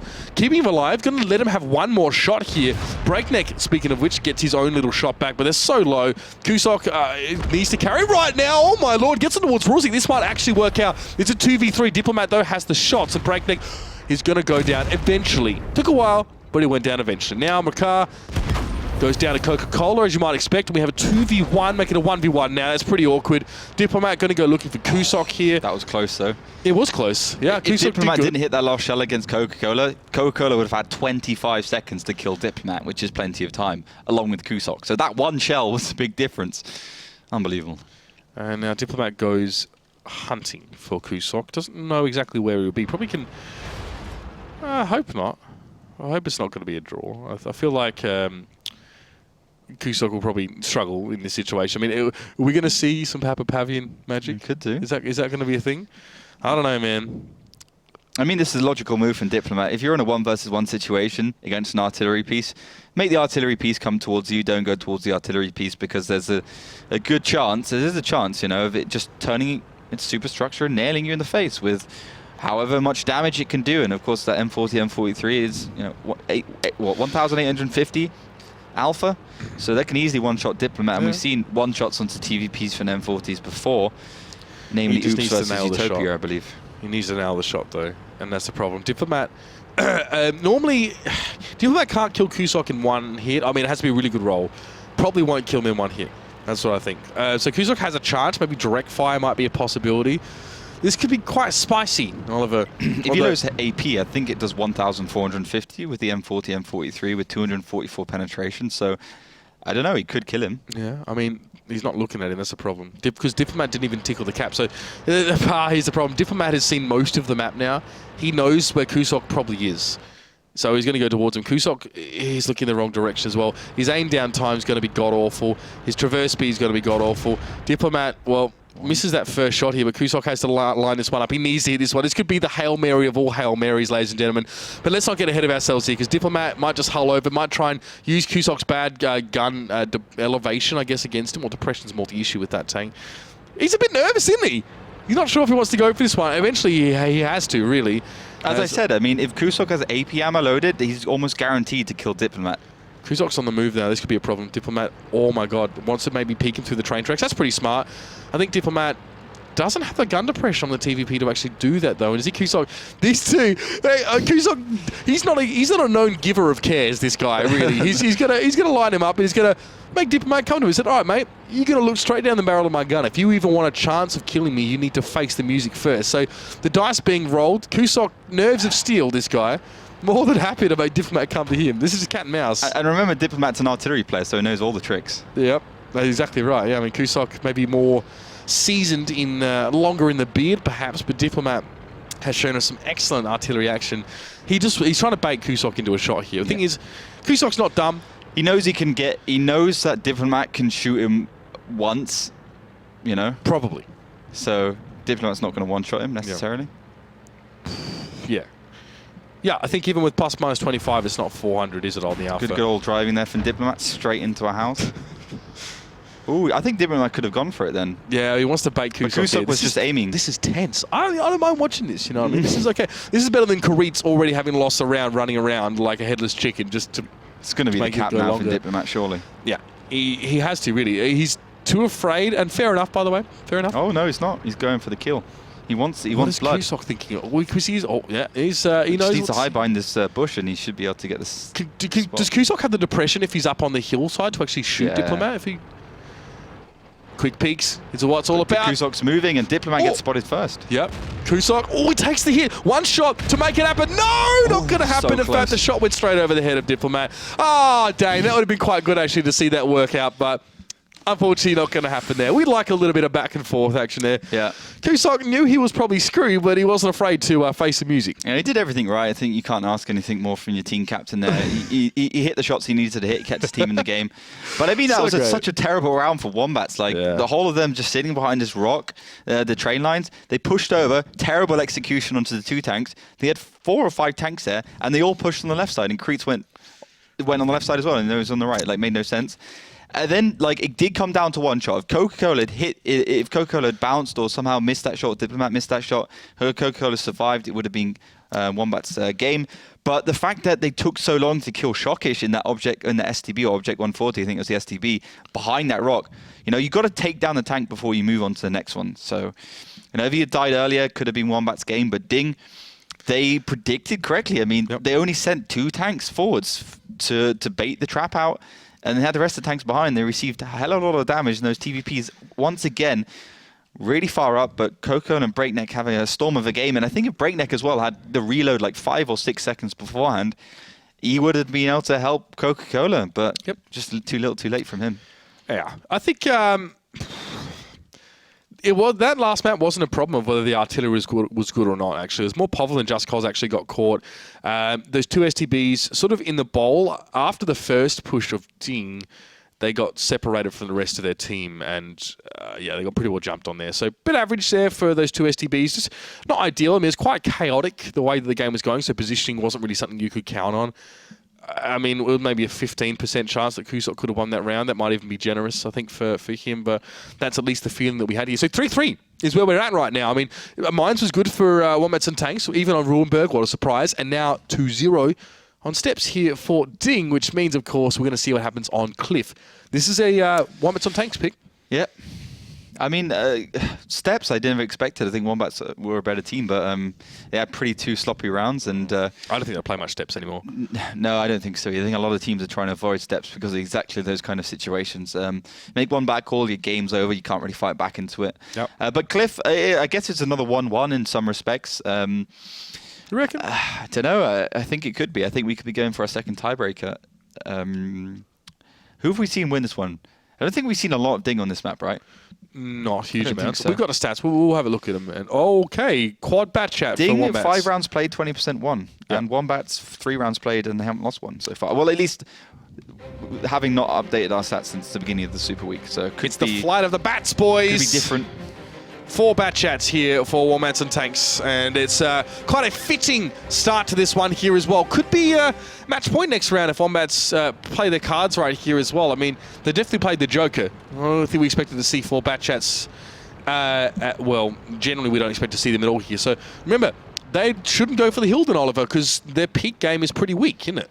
Well, they won't have the reload necessarily, or they will just about have the reload, and it depends how fast DiNG goes up there. So I have to see. I think the Batchet's now just coming off reload any second now, but DiNG were pretty slow, and actually they've gone slow for a reason. They're setting up in defensive positions, waiting for Wombats to come forwards.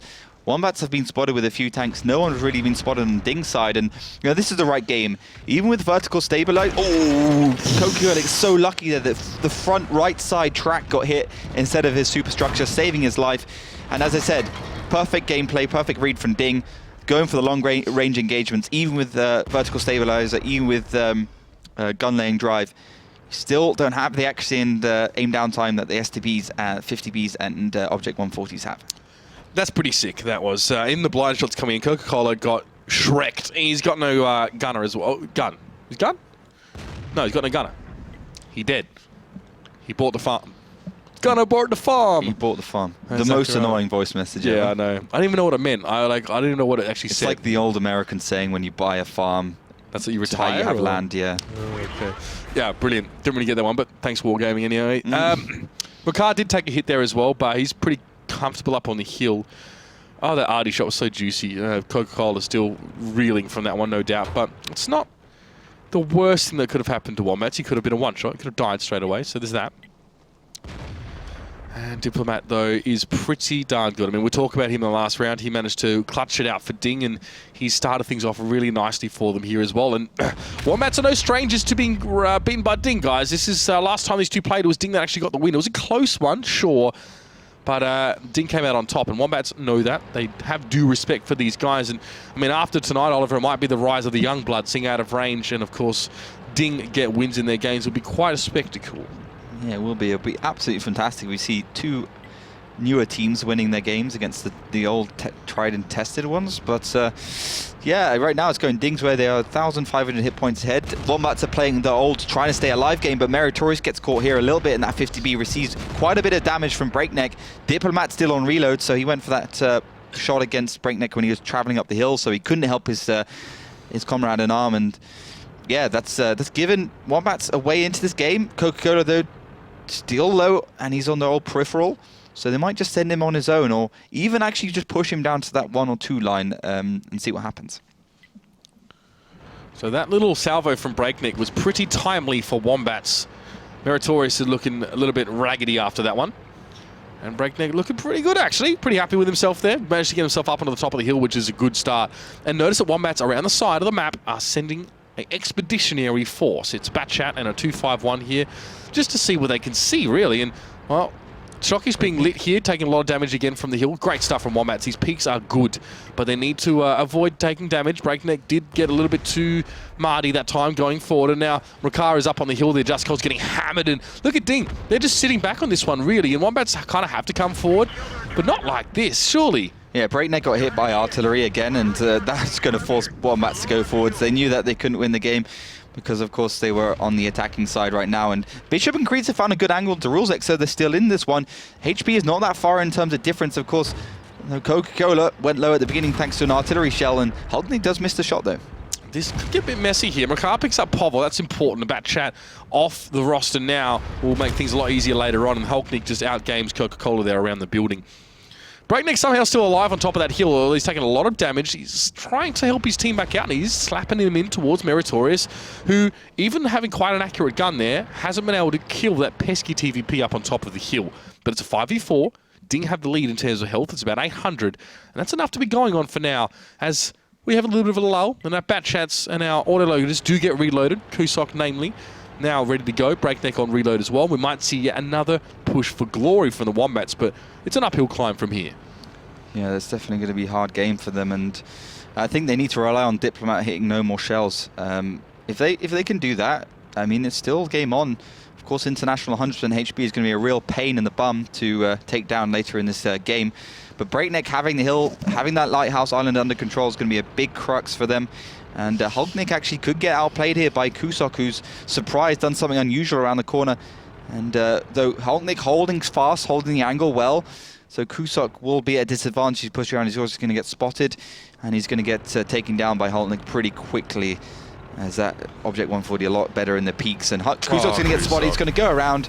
First shell goes into the front of that Batchat, and Meritorious might just join in for this final kill, perhaps. Kusok has nothing to bait these guys into either. There's no one really watching his back.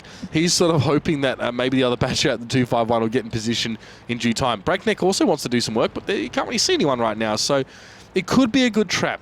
There's potential there, but Meritorious and Hulknick have no reason to push forward. They're defending, and Kusok was the one that came at them in the first place. So if Karitsa's going to help out, he doesn't want to be proxy spotted. That's pretty important. And this could wreck everything. International coming in over the top here. He's going to see Karitsa, Bishop, they're all lit. Kusok's there. I mean, cat's out of the bag now. The Wombat, should I say, out of the bag. And they're definitely running out of time as well. International Hull's over the top. He looks towards Kusok. He'll pick him up before he can turn his turret. And that's that. Karitsa will be next on the chopping block. International has enough bullets left for him. Breakneck, at speed, coming down the hill, at least manages to get that kill. And International almost has enough to take care of Karitsa. It doesn't matter, though. It's pretty much done there. Bishop is AWOL currently sitting back at G2. I don't really think he has any shots left. He does, but he tried to use the bushes there as well, maybe baiting out Kusok's demise against Hulknik. But missing that shot is going to cost him his life potentially now, as Hulknik will be ready to peek. How much health has he got? 353. A bit dangerous for him to peek that one, to be honest. Here's a one shot. And he did. I guess we didn't see it, but that was how it went.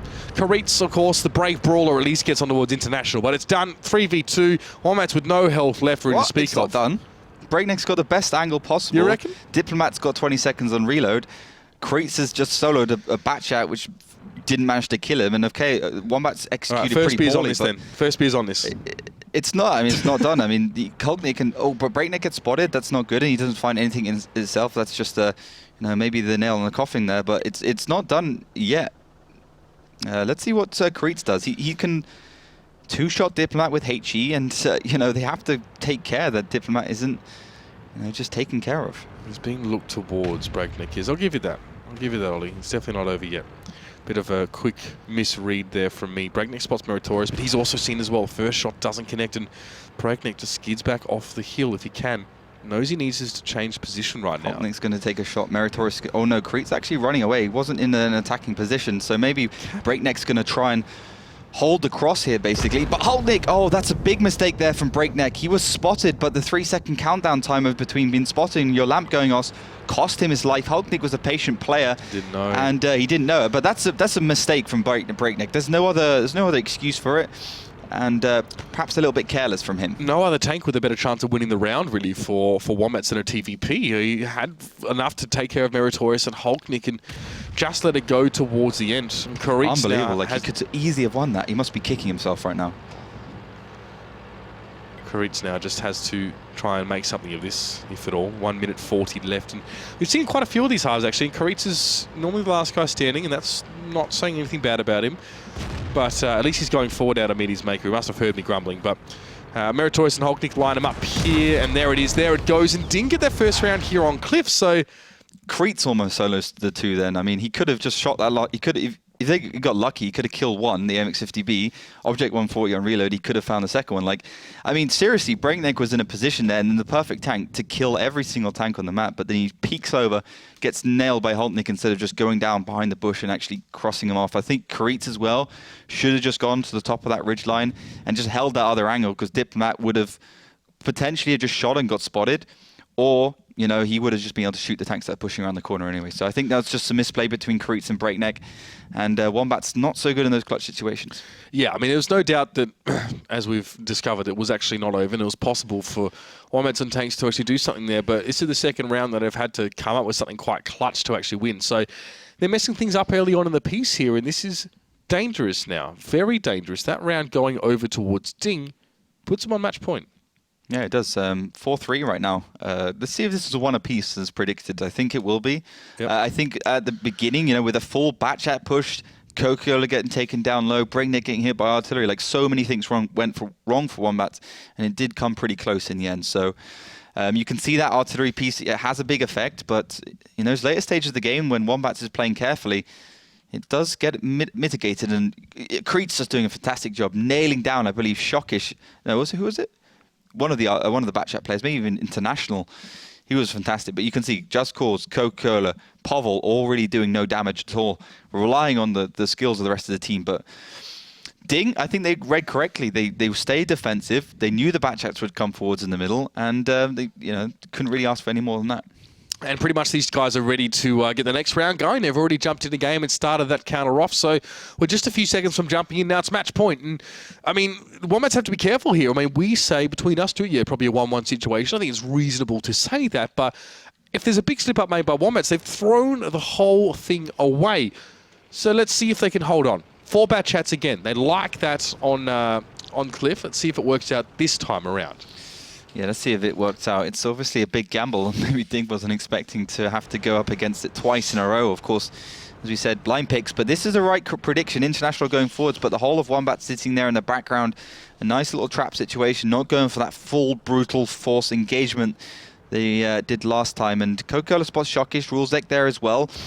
And of course, with that E50, it's very likely that DiNG would have tried to get the middle in some sort of fashion. And to be fair, Breakneck is spotted. He's got to be careful. And does receive a shell. Not exactly sure who from. Who shot him? Diplomat, yeah. Okay, fair enough.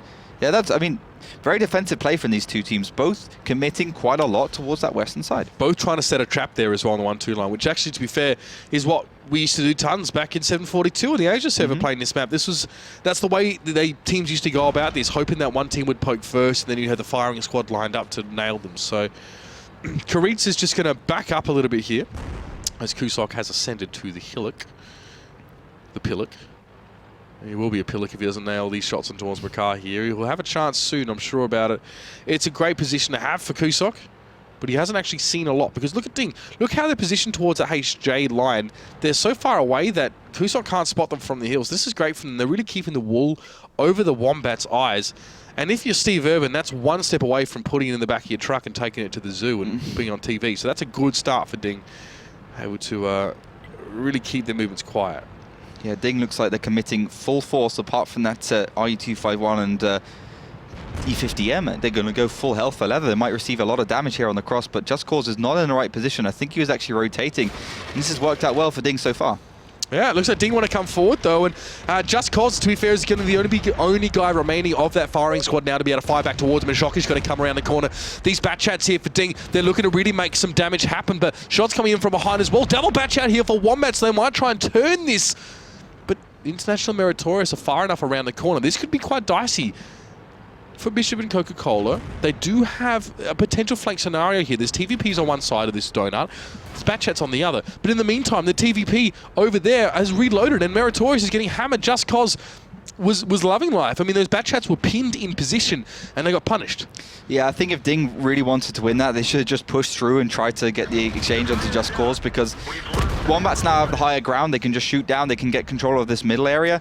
And yeah, they haven't really used those Batchat's burst potential to any kind of use.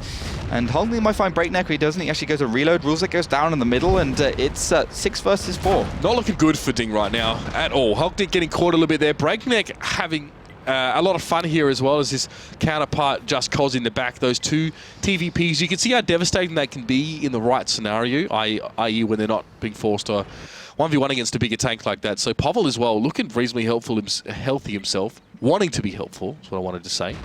And he'll be coming around the back. Hulknick, we'll see him, but a little bit too late, I think, is Hulknick now going to take some damage. Just Cause just repositioning there, and you can see Breakneck up on the hill, just firing down towards Hulknick. Just a bad position for poor Hulknick there. Captain of DiNG going to go down in a blaze of glory, and it's International and Makar left. International a one-shot himself, and Makar is really too far away to do anything. It's Wombats now. Far more convincing performance from them here. Breakneck more lucky not to die there or live up to his name in any sort of way. But that's the one, that's the round, that's done. We're going to be going to a tiebreaker here between these two, and very much a different display here from Wombats on tanks. Didn't really mess about too much. Quad Batchats coming in pretty trumps for them, but it's more the TVPs that highlighted, I think.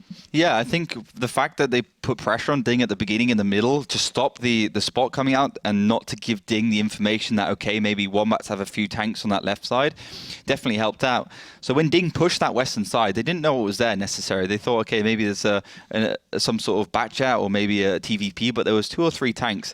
And Just Cause got himself into a good position back. DiNG kind of were a deer in the headlight situation, didn't push forward, didn't do anything, didn't just reverse back, get control. And as soon as Wombat saw that, pushing straight down into that middle road and just getting the higher ground over DiNG, and that was game over. Rulesec just got singled out easily. Makar can do anything now on RU-251. And yeah, I mean, the wrong call for DiNG, and once they did make the wrong call, they didn't try and bring it back in towards their favor. Last map here, as you might have known already, having seen one tiebreaker today, it's going to be Mines. So after this map here, and well, you can see Just Cause as well. I mean, just in the background there as well, he was doing a lot of damage there, a lot of freedom to do it. Pavel up the top as well. Breakneck not really doing a whole lot there damage-wise. I mean, I expected to see him on the front page here, but only International Hulknick representing for DiNG is not a good sign.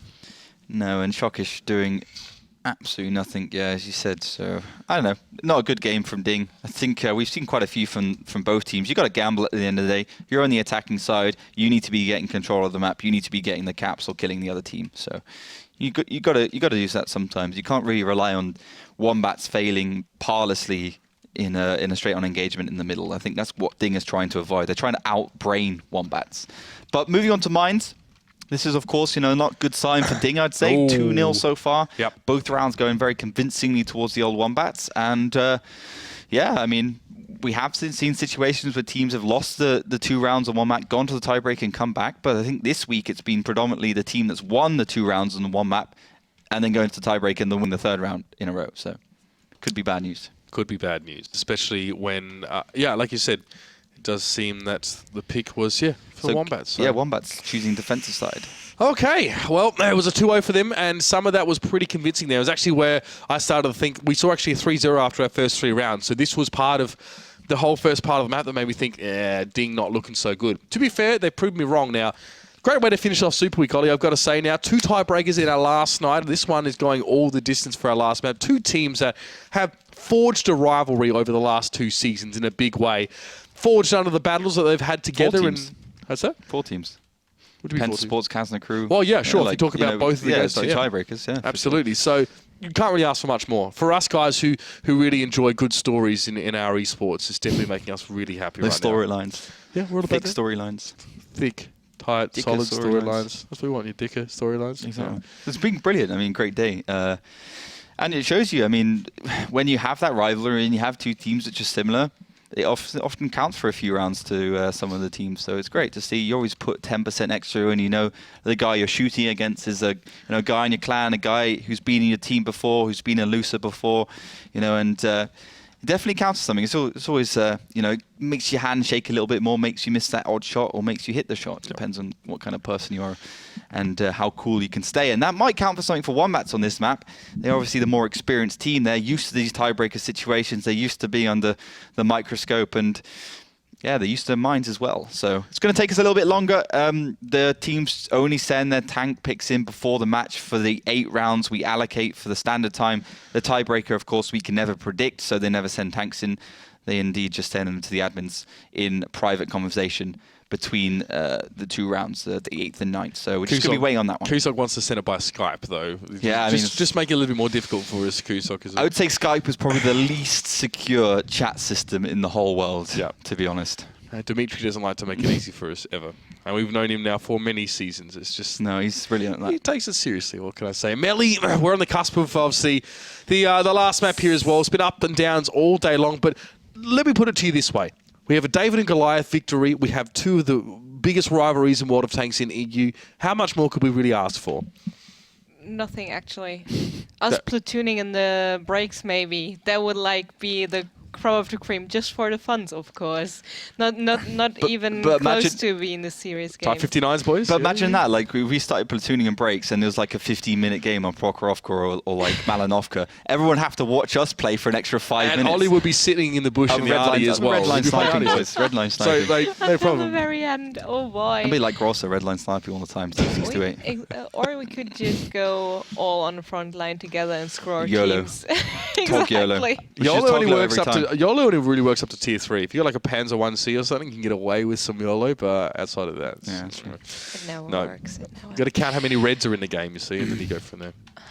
Oh, well, yes. The vote. It has ended after 4th round, which is a long time ago, as it actually, seems. yes. And we're fearing for a very, very fast match here. And it ended up being one of the longest we played this week. And yeah, 68% for Wombats on tanks was the final scoreline. And if we check in with the predictions you guys send us, we have actually not that many overtime predictions, to be honest. So not a lot of people were thinking about the deciding map actually going to happen. Yeah, it's surprising. I mean, I thought, considering how well these 2 have been playing, I thought, maybe it's a good chance of the decider coming out. Well, last time they played as well, I'm pretty sure it was quite a close one. Yeah. It might not have been super close. Was it? Did they wreck Wombats? I thought it was 5-0 or something ridiculous. I can't remember. We can check but that was Synergy in Season 1. Quickly, looking through, it was 5-4. Yeah, you're right. Yeah, Group stage, it was 5-4. 3 maps going DiNG's way, Himmelsdorf, then 1 map for Wombats and tanks, and then back and forwards on Ruhenberg, of course, when we played 4 rounds per map. The Dark Ages. I like to say. I prefer these 2 rounds back-to-back. It's a lot quicker, a lot more exciting. We get to see epic comebacks more often. More maps as well. Yeah. So that's good the best dynamic. part. Teams get to show more of their depth. Just get rid of Rurenberg, we should be all set. And Steps as well can just kindly exit the pool, Steps. maybe. We'll see. Okay, so finally the teams are ready. They decided to... Meritorious must be putting some new camo on the side of his 110E5 because he made us... Yeah, something that makes no sense. And the Meritorious can speak English, so can't he? I know Alexi can. Kind of, yeah. So, I mean, he wouldn't at least know what he's putting on the side of his tank. Karitz's tank, the 54, before it said for sale on it. So I'm sure he loves playing that role, really enjoying the 54. But he was wanted probably put for sale because he wanted to put, like, I don't know, some sort of sponsor logo on the side. Logo. Yeah. That's what I always thought, at least. Yeah, that's their custom camo, so maybe that's right. Yeah. Clever, very clever. Because I know that Tornado have it. Tornado have like G2A. Kaspersky and stuff on there. Yeah, exactly. Totally shouting out the sponsors. We shouldn't be doing that, but we it's can, on there. It's on the tanks. Bit of shout out, all good.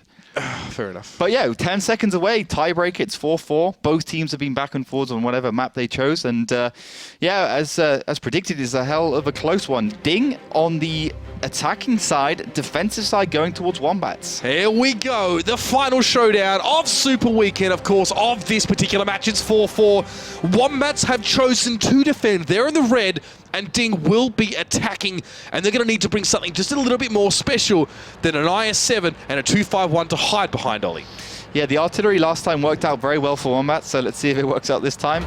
Remember last time, DiNG went to that left side and got absolutely trashed, and this time they're not making that same mistake. First exchange goes away of Wombats on tanks. DiNG even taking 344 health off the TVP, but I think he was just trying to slow down DiNG as they went forwards. Kusok coming off reload after 40 seconds of game. First shell comes out, landed straight in the front of Meritorious. Wrecked. I mean, that's a good play from DiNG. The thing is, most of the time when you're playing the M40, you start off in K8, K9, so you don't have that direct line shot towards the left side of that hill. So, yeah, good prediction from Kusok. Good opening here, and DiNG now starting to fall behind on the damage race a little bit. Love it. Just love it. Shockish, though. Look at this flank, actually. 2 TVPs coming around. And this might be some news for Wombats. This could really hurt. TVPs coming in together. The flank is about to be so real right now, but Rulzik and Meritorious and Co, they're getting wrecked at the moment. They're struggling. And here come the shots. Shockish chasing Just Cause, but there's no one for him to shoot at. The flank not really having targets, but now Coca-Cola at least getting gunned down. Good little flank there, but Pavel already taking down Rulzik. Wombats still in the lead for now, but we have to see how this flank works out for DiNG. Pavel's trying to back up here. DiNG getting Wombats a little bit lower. This is going to be a very, very close one here. A photo finish maybe. Just Cause an International going head-to-head. International will get the final shot, but will get finished off straight after. It's a 4v4. This is going to be close. Breakneck on the hill. He's on reload, but so is Diplomat. Shockish, though, has shots ready. Unbelievable. Breakneck will actually have to come off the hill, so DiNG gets some sort of strategical advantage, but they aren't going to let up very quickly as Pavel and Bishop start to look towards that hill as well. Karitz, though, finds himself in a bit of a compromising situation, or is it? He's going to have the next shot, and he's going to be able to finish off his opponent here. Hognick goes down. Karitz gets him. It's a 4v3 now. DiNG's starting to run out of gas a little bit. Diplomat's on reload. Shockish is on reload. The last 2 tanks in this area are unfortunately autoloaders, and they're going to fall. Breakneck comes forward, lets one shot go. Rakar has to try and do something, but he's stuck in the channel. He's in the water, and the Wombats have control of the mid. Shockish sends himself over the edge. He might try and join it with Rakar here, but he just wants time to reload. He has that, but Breakneck has 2 shots. I'd just go for this one. He's driven down hills for no reason before. I mean, why need one now? But he's done it. Pavel gets the finish on Shockish. Rakar is the last tank standing. DiNG did well with that flank, but it looks like they're going to pull up just short. They were too slow on the flank. They just didn't get quite in time on the back of those tanks that are pushing up the hill, but they did well. I think Rakar probably gave away this game. I mean, he went through the slow boggy ground to that left side. Breakneck's in a good position to take him down here. And he's going to fluff the first shell, but surely the next 2 will be in his favor. Right, so the GGs come out, and Wombats and Tanks, they've done it in a tiebreaker in a darn good way to finish things off here. They've shown that their map pool is just a little bit deeper, and of course, Mines is where they thrive. And that was the tiebreaker map, and there's not a thing that DiNG could do about it. No, for sure. I mean, I think, well, let's be honest here, Wombats are just better on Mines. That flank was very risky. I think DiNG knew they had to try something like that to be able to have a chance of winning against Wombats. I mean, I think, you know, it came down to the favor, and it came down to what? Karitz taking down the the TVP, and you can see the weakness of the TVP there. It just doesn't keep up in terms of damage. Murakar tried to help out, but he was way too late, and that guy's consistently out of position for his team. You know, if that RU251 had been there, he could have killed Kreitz. Or he should have been in the other position where he's helping his team on the hill, and he could have got the side shots onto like the three one-shot tanks which Wombats had on their team. So I think Murakar definitely didn't help out. But the fact that those TVPs were late to the party definitely cemented the victory there for Wombats. They were like 1.5k hit points ahead at that point in time, which is a significant amount when you're talking about these lighter lineups. And there it is, ladies and gentlemen. That is the game. It's going to be Wombats and Tanks to take it away. Let's have a look at the damage, though, as well. Kreitz. Oh, man, you can tell us he's bad at tier 10s, but that's another very good showing on mines for him with the STB. Yeah, really good mines play from Kreitz indeed, and Hulknick doing a good job. And you can see, I mean, all those players on the first page keeping up with Wombats on Tanks, and remember some of that damage from Wombats was after the fact. And yeah, let's have a look at the second page, see who did the least amount of damage. That's often the more telling story. Like I see sometimes we could just show the top 7 players, but I think the bottom 7 players are definitely the more interesting for me to watch. Murakar doing nothing there in the RU25 International, having another bad game after Cliff. You know, those two really can do much. I mean, Meritorious was getting collapsed on by the whole of Wombats on Tanks, and he still managed to land 4 shots. Yeah, well, let's have a look at the battle stats as well, of course, as the post-match stats, should I say. And there's Bishop, my man, Breakneck up the top as well, and Coca-Cola are actually featuring quite highly. So Breakneck, no surprise to see himself up there. He was the top damage. He's top damage, yeah, so I don't know why he's second, but that's a lot of damage from Breakneck, actually. So it looks like Breakneck, so that's not surprising. Oh, it's not actually in order, yeah. Hulknick's second, so that's not surprising either. So it's alphabetically instead of total damage. Yeah. There you go. So you can see the BCs. Yeah. Should have seen that. Either way, we can see that Hulknick obviously doing some good work there, but Bishop was definitely good. Breakneck, was Hulknick, the best, yeah. Murakar, but look at that, man. A tiebreaker, and Murakar did 5.5k damage. 9 rounds, 5.5k damage. Really average 131 damage. Like, come on, bro. That's super low. I mean, we see like, okay, we complained yesterday when we saw like, what, set 8k damage from a 5-rounder as the bottom damage dealer. 5.5k from almost double the rounds is just unacceptable, I think.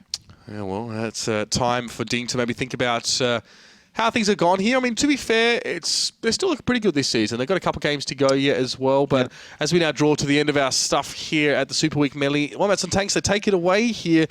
And people, of course, maybe not so surprised, but definitely I'm enjoying the 9 rounds we got there. Yeah, definitely. I was kind of disappointed when Wombats had it 3-1 ahead, and we were thinking that it's going to be a fairly one-sided match. But it wasn't. It was a great match overall, and also a great match day.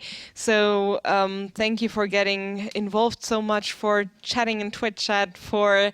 I kind of feel that after showing that top 10 table of the most Twitch messages, Twitch had kind of explode pretty much. Good engagement method, Melly. 10 out of 10. Yes, and it worked, and it was nice, and I loved reading from you guys. Also, thank you very much for tweeting that much, and I wish you best of luck for the Wombats giveaway. And of course, don't forget to follow us on Facebook, to like us the other way around. Like us on Facebook, follow us on Twitter, and of course, subscribe to our YouTube channel. Some of the match day VODs of this week are already online. 9 out of 12. Only the games today are not online. Look at that boy. Awesome. Nailed it. So the next ones will be up soon as well. As said, subscribe to our YouTube channel to get a notification as soon as we upload new VODs and also other video content. Also rewatch everything. Just watch everything. And subscribe to our Twitch channel to see us back online. And when exactly, Mitch will tell you pretty much. Yeah, I'll tell them. That's fine.